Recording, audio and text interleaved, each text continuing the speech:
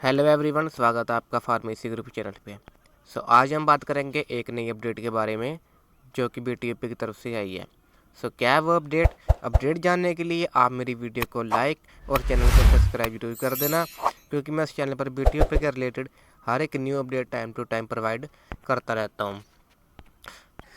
आज हम बात करेंगे बेसिकली 3 टॉपिक पर।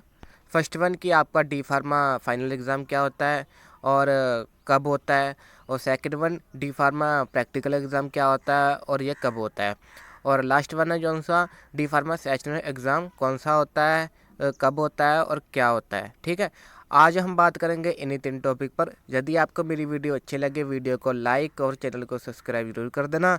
और इसी के साथ यदि आपने अभी तक मेरा टेलीग्राम चैनल नहीं ज्वाइन किया तो उसकी लिंक आपको डिस्क्रिप्शन बॉक्स में मिल जाएगी। वहाँ जाके आप टेलीग्राम चैनल जरूर ज्वाइन कर लीजिए, क्योंकि वहाँ मैं आपको पीसीआई के और बीटीयूपी के न्यू नोटिफिकेशन के रिलेटेड हर एक वीडियो टाइम टू टाइम वहाँ प्रोवाइड करता रहता हूँ। अब वीडियो को आगे बढ़ाते हुए मैं आपको बताता हूँ विस्तार से कि आपका जो सा डी फार्मा सेशनल एग्ज़ाम कौन सा होता है। मैं आपको बता दूं कि डी फार्मा जो सा सेशनल एग्ज़ाम होता है ये साल में 1 या 2 बार होता है। ठीक है, और ये एग्ज़ाम आपका क्लास टीचर ही इसे अरेंज करता है। ठीक है, ये इस एग्ज़ाम में आपके जितने सब्जेक्ट होते हैं, जैसे डी फार्मा फर्स्ट ईयर में जैसे आपके मानो 5 सब्जेक्ट हैं। ठीक है, आपके 5 सब्जेक्ट का आपका अलग अलग एग्ज़ाम होगा। ठीक है, अगर हम इस एग्ज़ाम के मार्क्स की बात करें तो ये एग्ज़ाम आपका टोटल 20 मार्क्स का होता है। ठीक है, मतलब कि एक सब्जेक्ट में आपको 20 मार्क्स का आपका एग्ज़ाम होता है।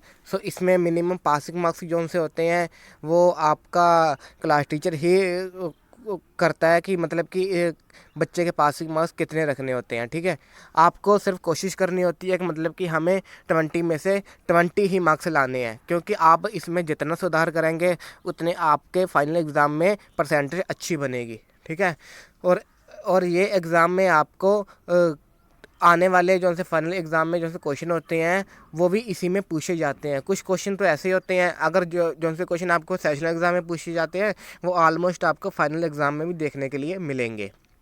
ठीक है, और इसी के साथ अगर हम बात करें कि आपका ये एग्ज़ाम कब होता है, ये एग्ज़ाम आपका जनवरी मंथ के आसपास आपको देना होता है। ठीक है, वो अब डिपेंड करता है क्लास टीचर के ऊपर कि अब आपको एक एग्ज़ाम देना है कि 2 एग्ज़ाम देने हैं। अगर आपका एक सेशनल एग्ज़ाम हुआ तो वो आपको जनवरी के मंथ में आपको देना पड़ेगा।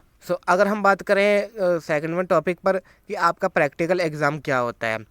प्रैक्टिकल एग्ज़ाम एक ऐसा एग्ज़ाम होता है जो कि आपको फाइनल एग्ज़ाम से पहले देना होता है। ठीक है, और इस एग्ज़ाम में आपको जो आपके जितने सब्जेक्ट होते हैं आपके अलग अलग सब्जेक्ट के आपको उसका प्रैक्टिकल देना होता है।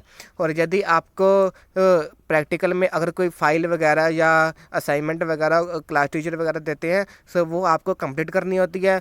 उसी के बेसिस पे आपको आपका क्लास टीचर मार्क्स देता है। ठीक है, अगर हम इस प्रैक्टिकल एग्ज़ाम के मार्क्स की बात करें ये मार्क्स आपको 20 मार्क्स का होता है प्रैक्टिकल। ठीक है, और इस प्रैक्टिकल में आपको कोशिश कीजिए कि हमें फुल मार्क्स ही ज़रूरी है लाना, क्योंकि आप इसमें भी जितने अच्छे मार्क्स लेके आएंगे उतनी आपकी अच्छी परसेंटेज बनेगी फाइनल एग्ज़ाम में। और ये एग्ज़ाम आपका फाइनल एग्ज़ाम से ऑलमोस्ट महीना पहले हो जाता है। ठीक है, और कई कुछ बच्चे ऐसे होते हैं जैसे किसी ने छुट्टी कर ली या कुछ भी हुआ उसकी प्रैक्टिकल में अगर एब्सेंट लग गई उसकी फाइनल मार्कशीट जो सी होती है उसमें परसेंटेज गिर जाएगी। ठीक है, बस अब आपको ये बात का ध्यान रखना है कि आपको छुट्टी नहीं करनी, ना प्रैक्टिकल एग्ज़ाम में ना सेशनल एग्ज़ाम में, और फाइनल एग्ज़ाम में तो करनी नहीं है। ठीक है, और इसी के साथ अगर हम बात करें प्रैक्टिकल एग्ज़ाम कितने घंटे का होता है वो डिपेंड करता है आपके क्लास टीचर के ऊपर कि वो आपका प्रैक्टिकल एग्ज़ाम कितने घंटे में ले रहा है। इसी के साथ अगर हम आगे बात करें कि आपका जो सा डी फार्मा फाइनल एग्ज़ाम क्या होता है। ठीक है, और इसी के साथ अगर हम बात करें डी फार्मा के बारे में आपका जो सा डी फार्मा फाइनल एग्ज़ाम होता है वो आपका अप्रैल से लेकर जून तक आपका अरेंज किया जाता है। मतलब कि अप्रैल से जून तक कभी भी हो सकता है। ठीक है, और इसकी आपको जो सा टाइम टेबल है वो आपको मार्च के महीने में देखने के लिए मिल जाएगा, ठीक है।